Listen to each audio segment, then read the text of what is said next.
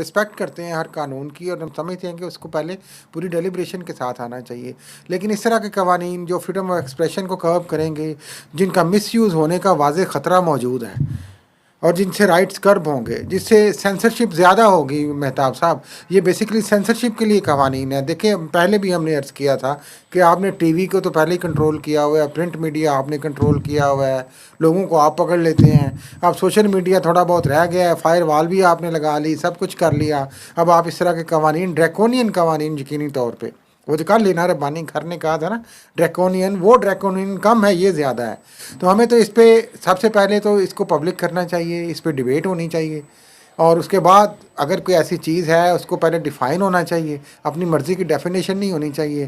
وگرنہ ہماری طرف سے تو سیدھی بات ہے احتجاج ہے. ہم ویسے تو ذمہ دارانہ سوشل میڈیا پہ بھی جو کچھ کہتے ہیں ذمہ دارانہ کہتے ہیں بالکل، لیکن یہ ایک بات میں ایکسپلائٹیشن کا ٹول نہیں دو ہونا چیزیں چاہیے. مجھے کہنے دیں. ایک تو میں سمجھتا ہوں کہ جرنلزم ہے ہی رسپانسبلٹی کا نام. جی ہمیں فیک نیوز کے خلاف ہمیں خود بھی بات کرنی چاہیے، ہماری جو آرگنائزیشنز ہیں انہیں بھی بات کرنی چاہیے. یہ جو ورکنگ جرنلسٹ ہے اس کا بریڈ اینڈ بٹر جس کا ہے، اگر اس کے پاس کریڈیبلٹی نہیں ہے تو اس کے پاس میں سمجھتا ہوں کچھ بھی نہیں ہے. فیک نیوز اور نیک نیوز کے درمیان میں فیکچول نیوز ہے. یہ جو فیکچول نیوز ہے نا اس کے ہم پروٹیکٹر ہونے چاہیے.